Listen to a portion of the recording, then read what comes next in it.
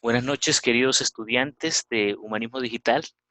Gracias por haber sido tan cumplidos a lo largo de estos encuentros virtuales. Hoy estamos cerrando nuestro curso de Humanismo Digital y vamos a hablar de los transhumanismos. Si nos alcanza el tiempo, eh, podemos hacer una reflexión en torno a lo que es el maltrato o la relación con el animal, ¿cierto? Lo que es la experimentación animal, el maltrato del animal, etcétera. Les voy a pedir entonces, por favor, apaguen sus micrófonos quienes tienen los micrófonos, o voy a hacerlo yo, ¿verdad? Qué pena, para poder facilitar un poco la experiencia de la transmisión y para no interferir en, pues en el audio que están escuchando y que están eh, llevando a cabo muchos estudiantes, bueno, de los que están conectados en este momento. Muchas gracias también por los comentarios que han dejado en los foros. Han sido muy contundentes, han sido unos espacios bellísimos de reflexión. He estado muy admirado leyendo muchos de los comentarios, tanto a los documentales como a las películas. Y como les decía al comienzo de la introducción, creo que hemos logrado llegar al punto de reflexión que se quería, ¿verdad? Que una cátedra de humanismo no se convierta en un peso para los hombres o para los estudiantes de ciencia y que nos permita espacios para la reflexión en torno a muchos de los aspectos que tienen que ver con esa realidad entre eh, sociedad, entre lo humano y la tecnología. Bueno, vamos entonces a entrar en el tema de hoy, los transhumanismos. Hoy día, el deber primero y quizás único del filósofo es defender al hombre contra sí mismo, defender al hombre contra esa extraordinaria tentación hacia la inhumanidad a la que tantos seres humanos han cedido casi sin darse cuenta. Esto lo dijo el filósofo francés existencialista Gabriel Marcel. Con Gabriel Marcel estuvimos tocando la clase anterior un tema muy importante y era Gabriel Marcel es uno de los filósofos que va a hablar de los métodos de envilecimiento, es decir, cómo a veces causas nobles se pueden convertir o se pueden llegar a envilecer, ¿cierto? Se pueden llegar a dañar y cómo tenemos y nuestra reflexión debe ser justamente estar encima de esa capacidad que tenemos los seres humanos. Él le llama tentación, empleando la palabra cristiana muy interesante, de caminar siempre hacia lo inhumano, es decir, de ir en pos de aquello que nos puede dañar, ¿verdad? Entonces, tenemos, como lo pueden ver en imagen, que ha habido en este último siglo un desarrollo de varias tecnologías que se conocen como las MBAC Technologies, ¿verdad? La N, que tiene que ver con la nanotecnología. La nanotecnología, recuerden ustedes, es ese desarrollo de división de partículas hasta llegar a los nanos y que a partir de unos dispositivos, estas partículas pueden viajar, por ejemplo, cuando hablamos de medicina, pueden viajar por el torrente sanguíneo, por ejemplo, para atacar enfermedades como el cáncer o tumores o hacer tratamientos a nivel cerebral o en las venas o cualquier cosa, ¿cierto? Pero también la nanotecnología tiene que ver con el desarrollo de robots nanotecnológicos o del tamaño eh, de esta dimensión, como lo son los nanos, de manera de que puedan viajar por nuestro cuerpo y atender focalizadamente las enfermedades, ¿cierto? Entonces, en eso consiste la nanotecnología, es una de las áreas que se están desarrollando más fuertemente en las sociedades avanzadas, dígase, piénsese en Europa y Estados Unidos, por ejemplo, quienes han hecho grandes inversiones en nanotecnología, principalmente en el campo de la salud, ¿verdad? También tenemos la biotecnología. La biotecnología tiene que ver tanto con el desarrollo del mapa genético, con el conocimiento, ¿verdad?, de la estructura genética de los seres vivos y la manera como esta estructura se puede alterar a partir del efecto de la tecnología.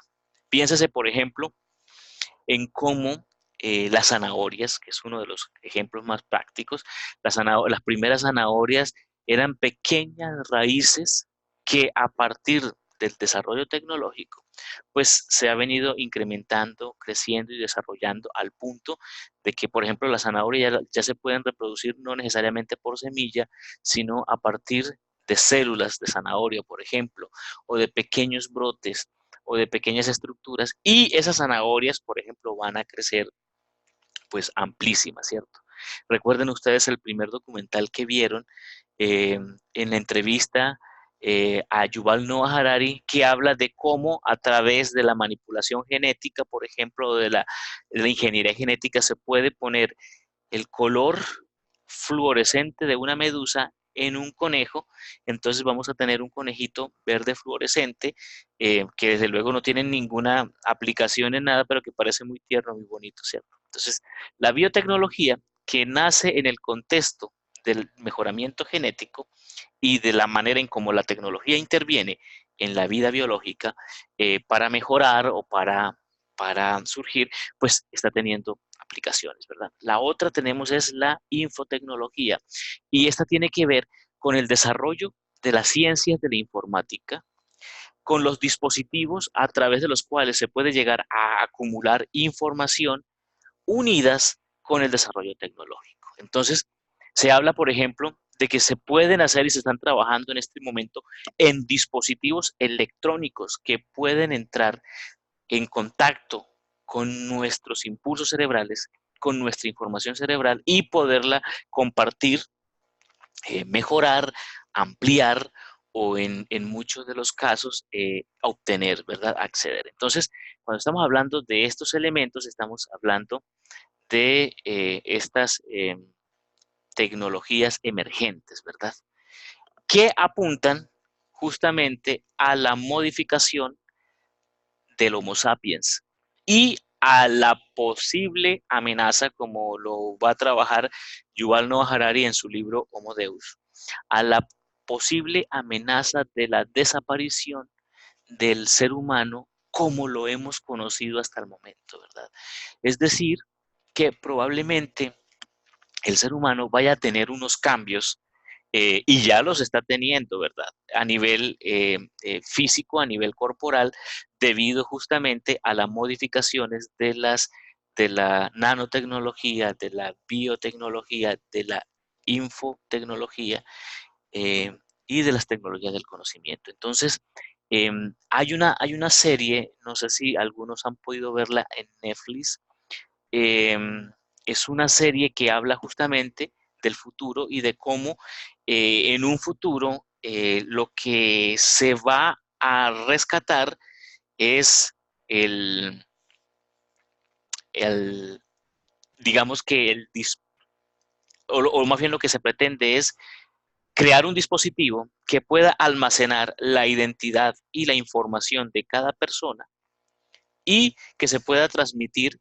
como si fuera un chip o una USB a una carcasa, a un cascarón, o sea, a un cuerpo. La serie se llama Carbón Alterado, se la recomiendo muchísimo, es muy fuerte, tiene escenas muy fuertes, habla de justamente cómo quienes tendrían acceso a esas tecnologías serían unas castas millonarias de seres humanos y de una desigualdad social tremendísima. Desde luego esto es ficción, pero recuerden ustedes que el hombre es una criatura utópica, una criatura de ficción. Somos criaturas imaginativas y que probablemente esto que hemos ficcionado y que hemos imaginado se pueda convertir en verdad, ¿cierto? Bueno, la pregunta que tenemos es esto, en verdad, estamos hablando de que las tecnologías nos mejoran a nosotros los seres humanos. Es como la pregunta que debemos hacernos constantemente. ¿Y de qué manera nos mejoran? O qué entendemos por mejorar? Si lo vemos desde un concepto banal, la mejoración podría ser detener el envejecimiento, ¿verdad? Y que ha sido una de las grandes conquistas del ser humano, uno de los sueños del ser humano. Recuerden ustedes que esto es tan viejo y que por ejemplo, una de las razones por las cuales se descubrió la Florida fue que porque Ponce de León, que estaba casado con una polla, una pelada más joven que él, y que ya estaba sintiendo el rigor de los años, está enloquecido buscando la fuente de la eterna juventud, y en esa búsqueda de la fuente de la eterna juventud, pues se descubre lo que es la Florida en los Estados Unidos, ¿verdad? Entonces, este deseo de encontrar el elixir de la vida, de encontrar la fuente de la eterna juventud, pues es una de las utopías y de los ideales en el cual la sociedad está en constante pelea, ¿cierto? Hay una negación, por ejemplo, del envejecimiento, hay una negación de la cesación de las funciones biológicas, del cese de las funciones biológicas propias de la ancianidad o del envejecimiento, que se rechazan. Hay una especie de lo que José Ortega y Gasset llamaba el juvenilismo. ¿Qué es el juvenilismo? Una tendencia a estar idolatrando todo aquello que se considera simplemente joven, o todo aquello que se considera una exaltación de la juventud, como si esto fuera pues una de las únicas realidades presentes, ¿verdad? Pero la pregunta es este detener el envejecimiento, este, esta modificación de los órganos sensoriales de los seres humanos, ¿en verdad nos hacen mejores humanos? ¿Nos hacen más bondadosos? ¿Nos hacen más solidarios? ¿Más respetuosos de las diferencias? Y nos permiten entender con una visión multicultural una realidad tan riquísima como lo es la realidad humana. Creo que son preguntas que cada uno de nosotros tenemos que hacernos, ¿verdad? Dispositivos hay muchos, ustedes lo saben más que yo, ¿verdad? Algunos que estudian ingeniería tienen acceso a unas informaciones que yo como humanista, por ejemplo, no tengo, pero sabemos que hay dispositivos como las gafas de Google, por ejemplo, o los escáneres de los celulares, que incluso están teniendo unos alcances increíbles y que nos pueden facilitar un poco la vida, ¿cierto? No hay ningún problema en esto, como les decíamos. De todas maneras, todo este tipo de mejoras requieren una constante reflexión para poder estar vigilantes de que esto no se nos convierta en un desastre o en un caos, ¿verdad? Ok, bueno, desde luego se ha descubierto que las tecnologías eh, transhumanistas pues han logrado hacer unas modificaciones muy interesantes, ¿verdad?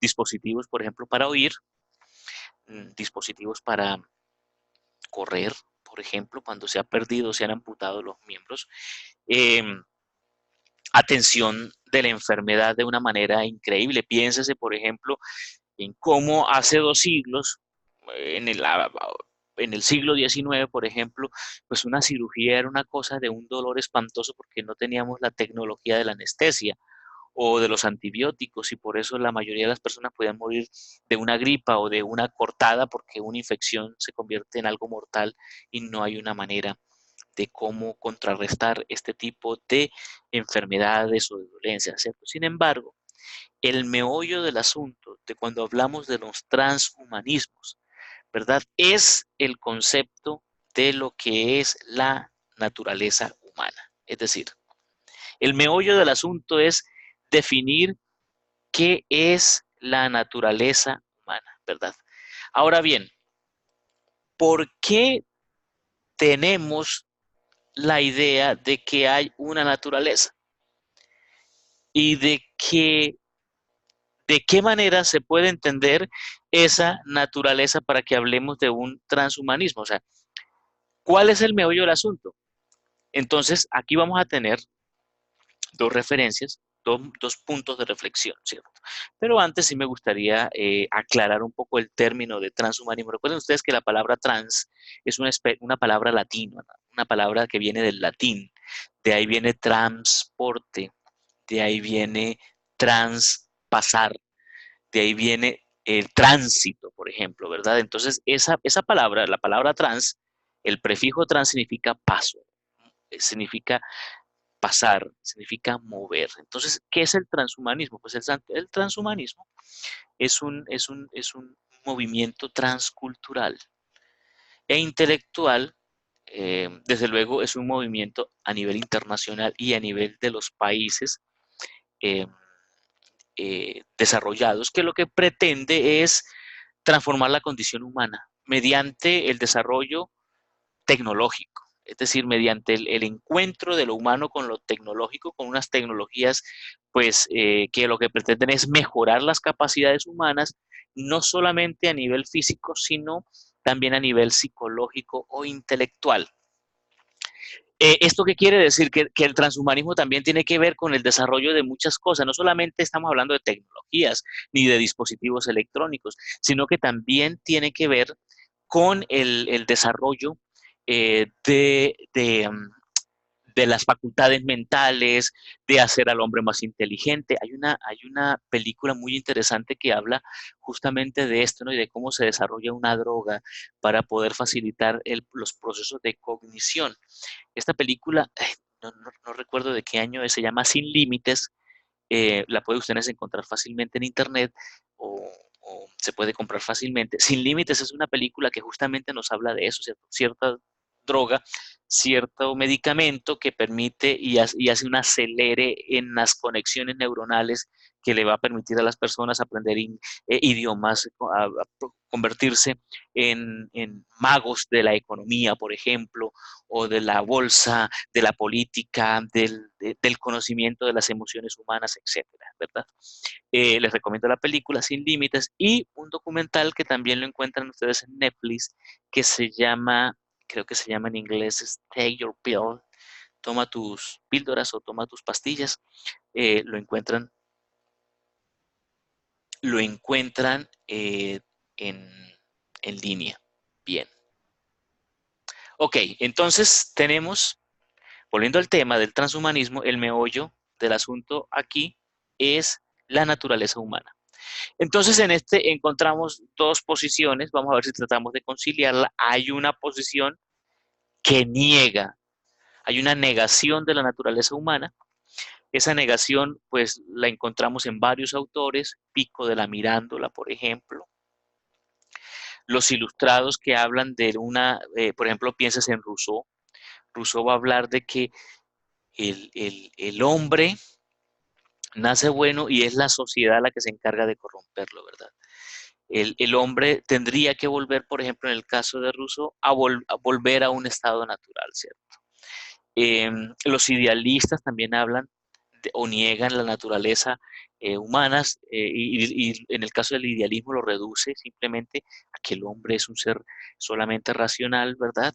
El marxismo, por ejemplo, también tiene de alguna manera una especie de línea de negación en el cual eh, el, el- el- el marxismo propone que solamente lo que hay que es el cuento de naturaleza humana no existe, eso es un concepto que eso lo desarrolló el aristotelismo, por ejemplo, para el marxismo. Lo que hay es la materia, es lo único que existe. Y el hombre, y si existe una naturaleza en el ser humano, es la capacidad de transformación a través del trabajo. Eso lo dice el marxismo, por ejemplo, ¿cierto? José Ortega y Gasset va a decir, no existe ninguna naturaleza humana, lo que existe es un yo y unas circunstancias. Por eso Ortega dice, yo soy yo y mis circunstancias, es decir, mis circunstancias que no las escojo, que no las elijo, que me vienen dadas, que son azarosas, y en el cual yo tengo que tomar decisiones y determinarme o autoafirmarme a través eh,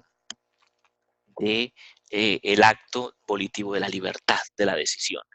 Los existencialistas, como por ejemplo Jean-Paul Sartre, eh, incluso Martin Heidegger, también niegan una naturaleza. ¿Qué es lo que hay? Hay es una existencia, un Dasein, va a decir Heidegger, o un ser allí, en medio, como lo va a decir Jean-Paul Sartre, en medio de dos nadas, porque antes de nacer éramos nada y después de morir somos nada. Por tanto, el hombre es el intervalo entre dos nadas de dudosa,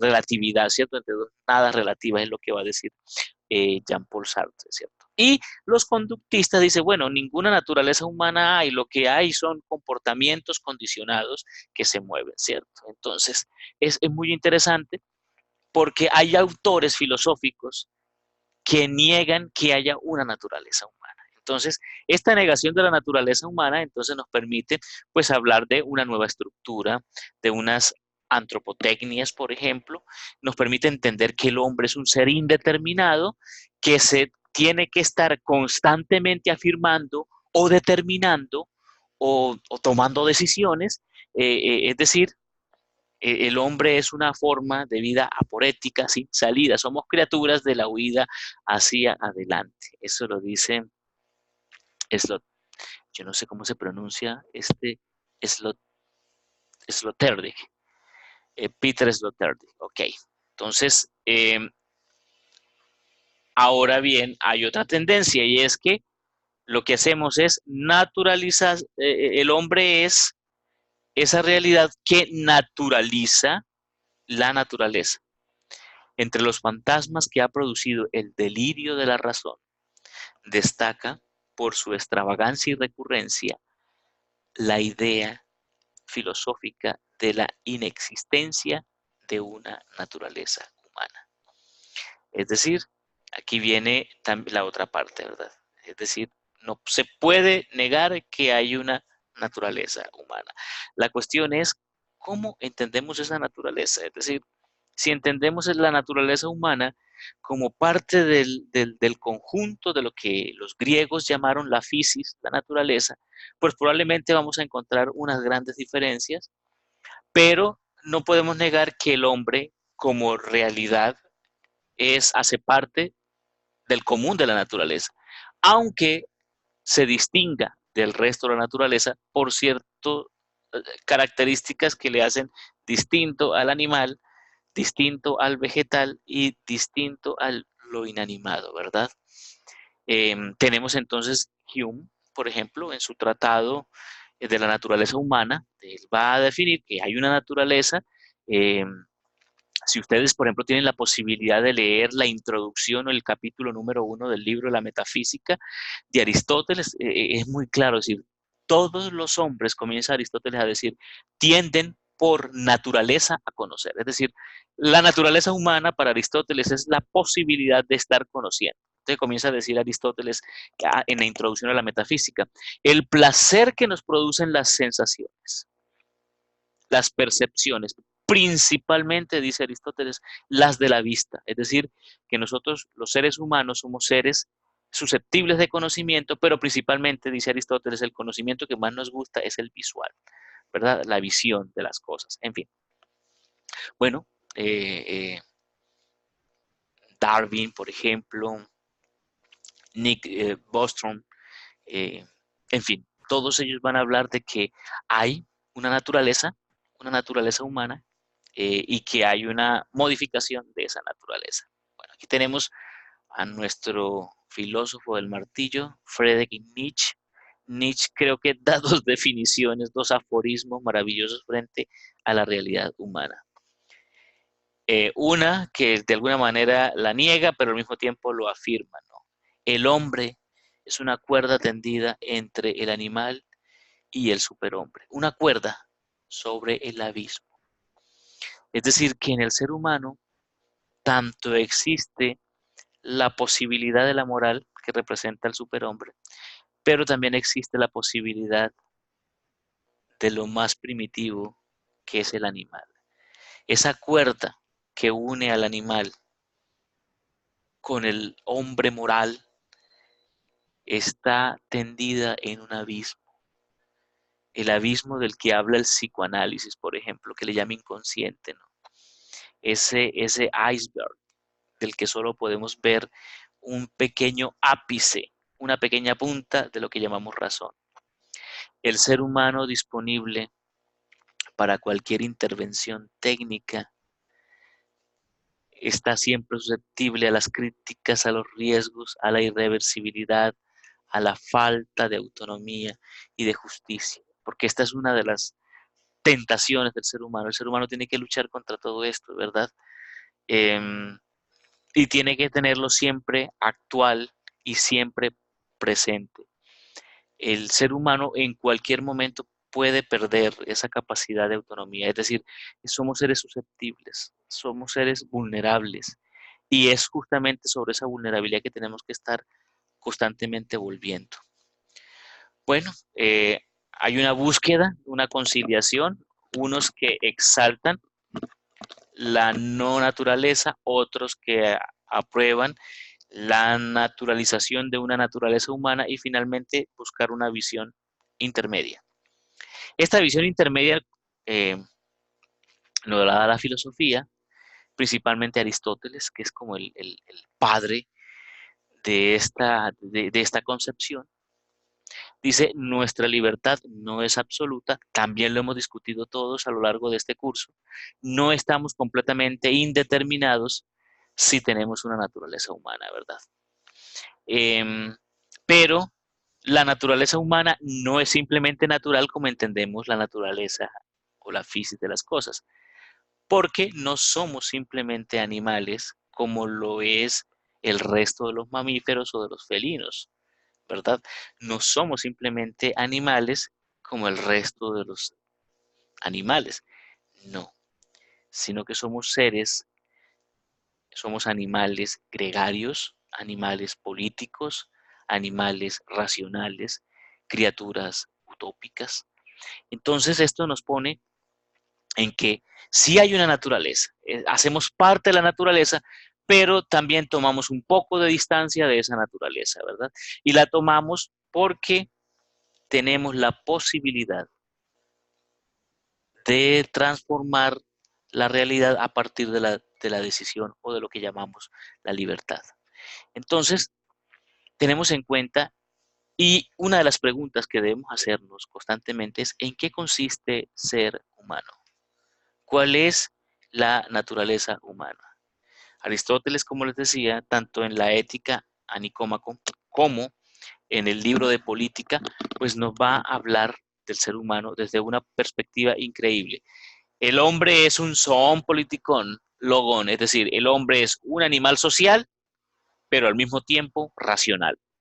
Es decir, en el hombre la palabra es logos, la razón tiene un peso de una forma tan estricta que se diferencia inmediatamente de la realidad animal, ¿cierto? El hombre es un político, es decir, que tiene esa necesidad de vivir en sociedad, de buscar la buena convivencia, de establecer vínculos y relaciones y de tener un compromiso, no solamente con su familia o con sus amigos, sino con el entorno de la sociedad. Por eso estamos hablando de que el hombre es una realidad que tiene una dimensión que va mucho más allá de lo familiar y de los amigos. Es decir, su dimensión social abarca aspectos que incluyen el gobierno, la ciudad, el trabajo. Por eso estamos hablando de una ética civil, ¿verdad? Y por eso tiene razón de hablarse de una ética civil, justamente porque nuestra condición no es solamente de animal gregario, no es como se congregan o se reúnen las vacas u otro tipo de mamíferos y de animales excelentes, ¿no? Pienses en las abejas, por ejemplo, o en cualquiera de estas formas de vida gregaria. Somos distintos. Es decir, no solamente tenemos la condición gregaria, sino que al mismo tiempo tenemos la condición civil, esa realidad que nos permite hacer sociedad.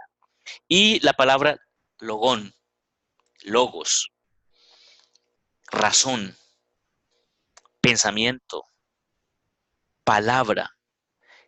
La palabra logón o logos es una palabra en griego muy rica, tiene muchas significaciones, ¿verdad?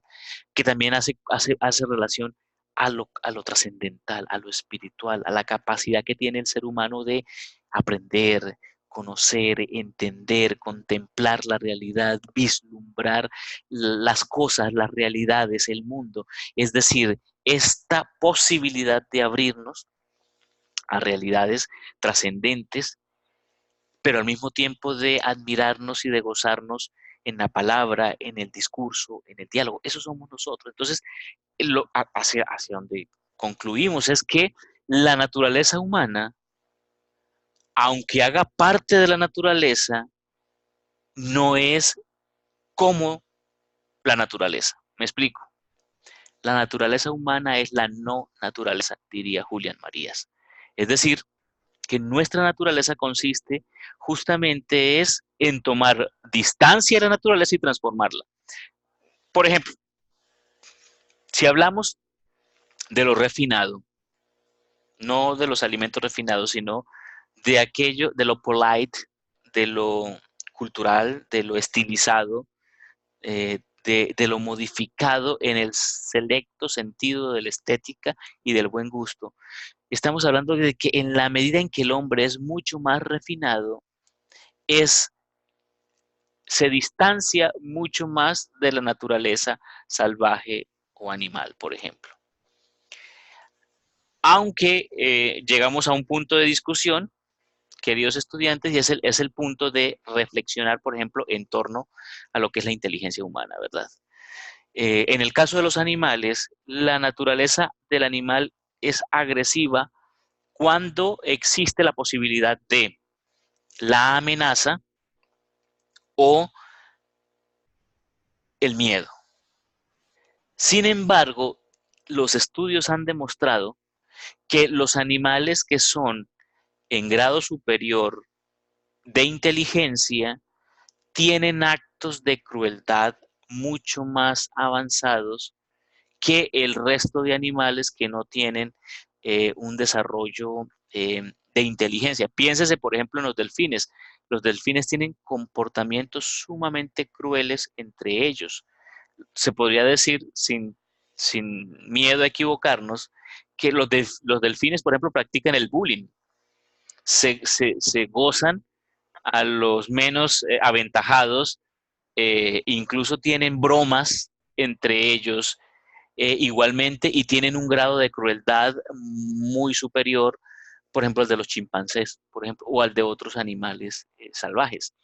Entonces, la crueldad, por ejemplo, tiene no tanto que ver con la naturaleza humana, más sí con la inteligencia, ¿no?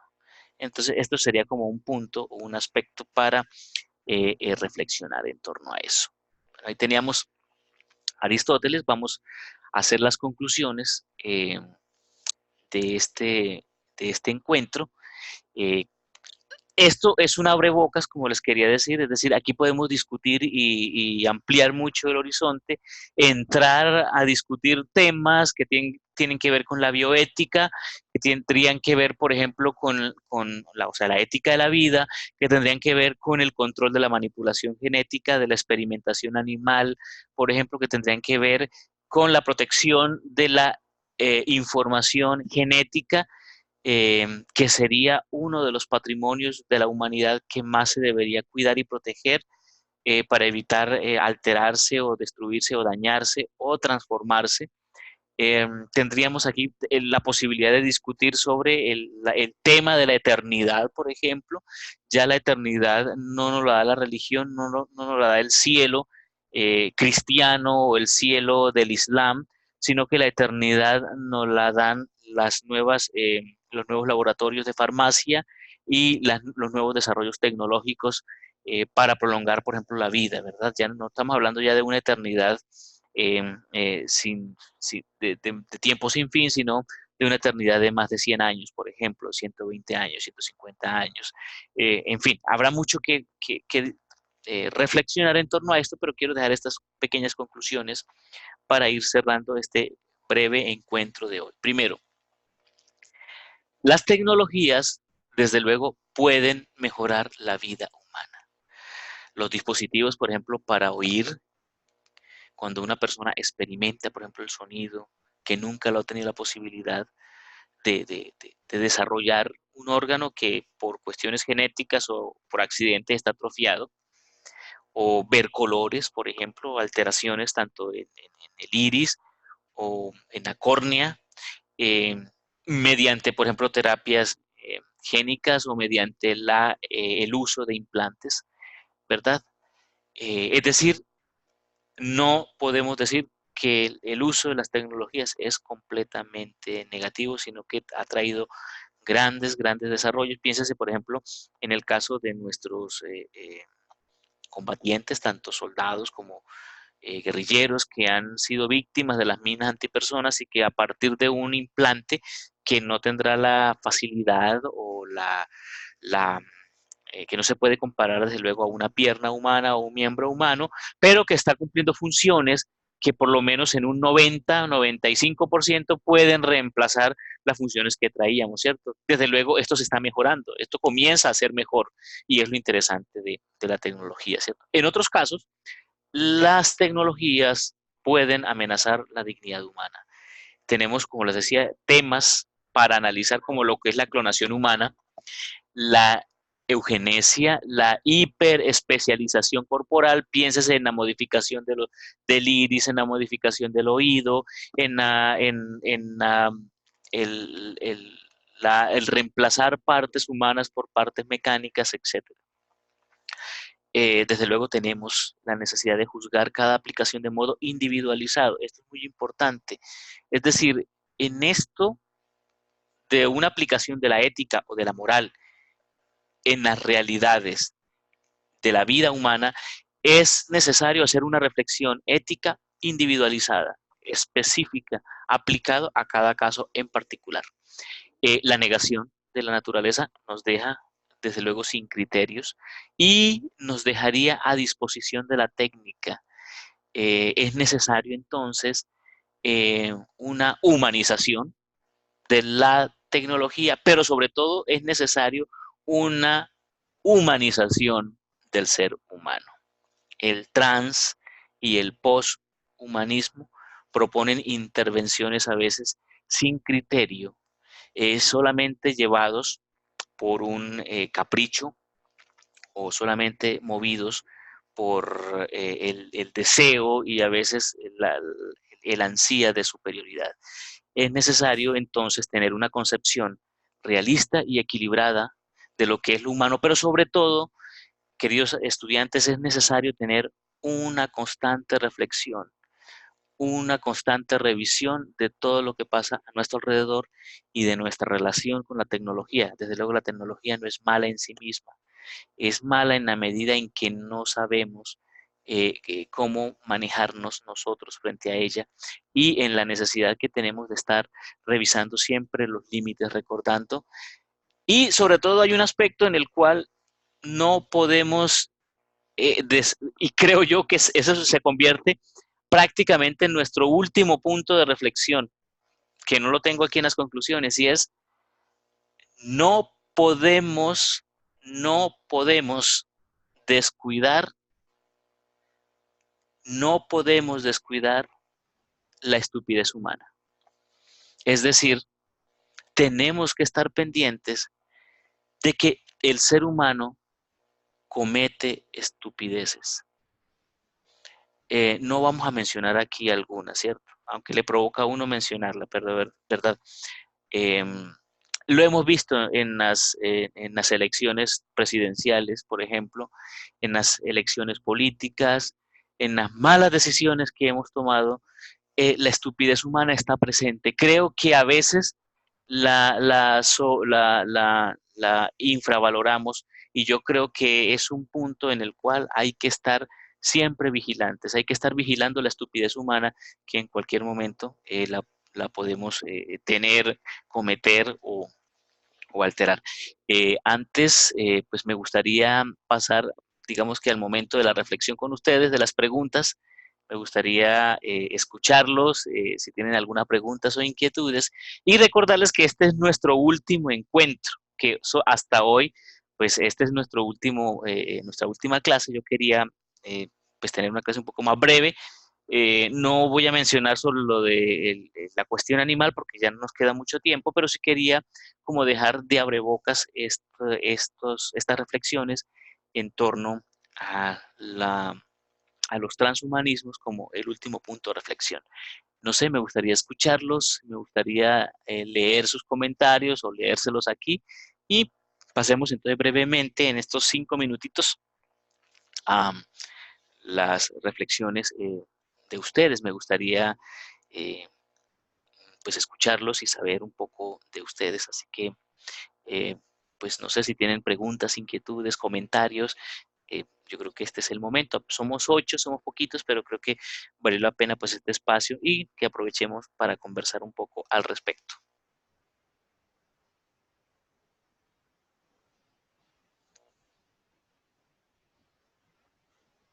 ¿Tenemos entonces alguna inquietud?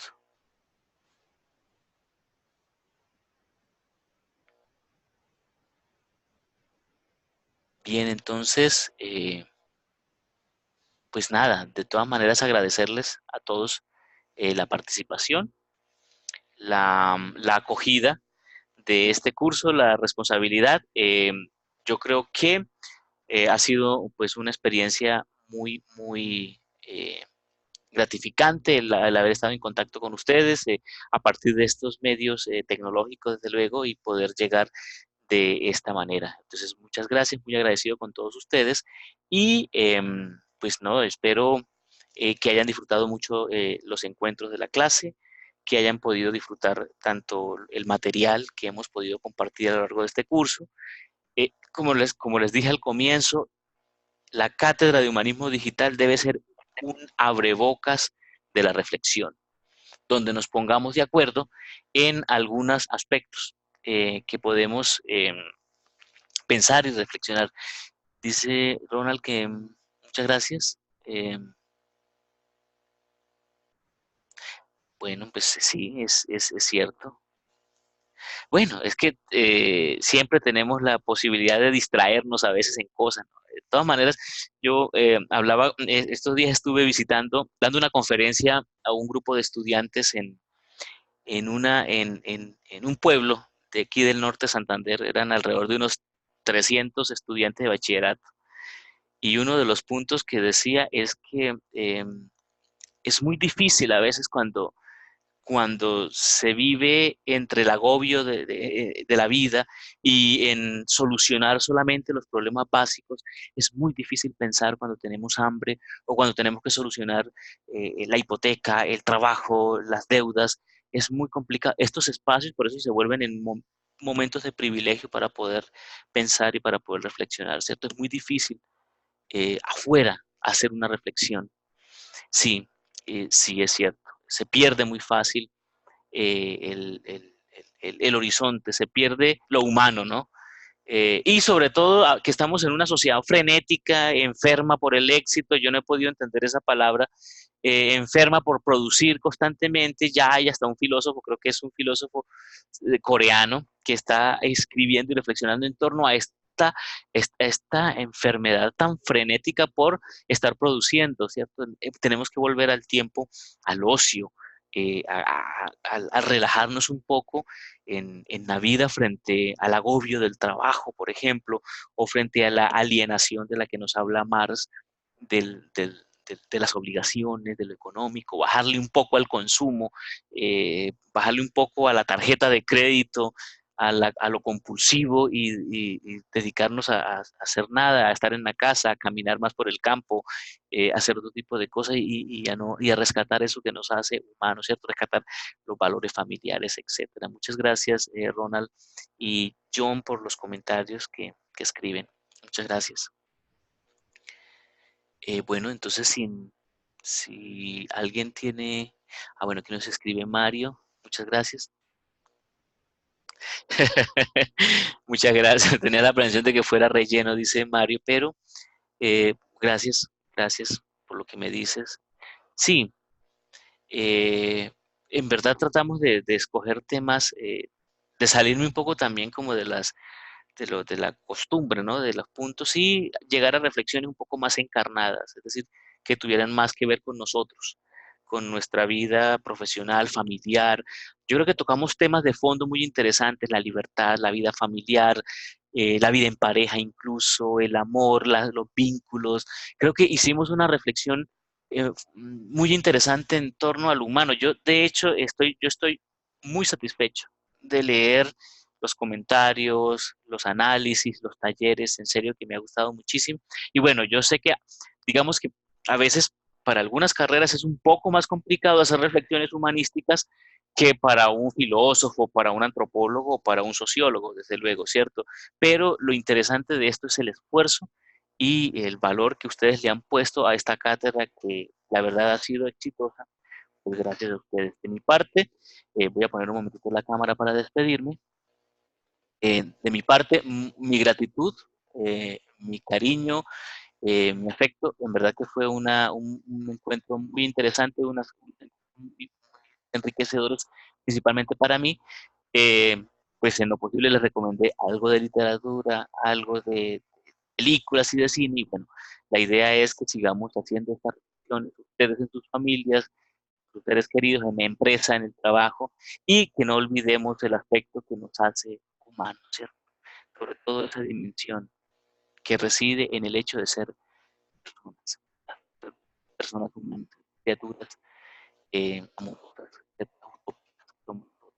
es lo que nos diferencia del resto de la naturaleza. Bueno, un abrazo para todos ustedes, espero que hayan disfrutado mucho la cátedra.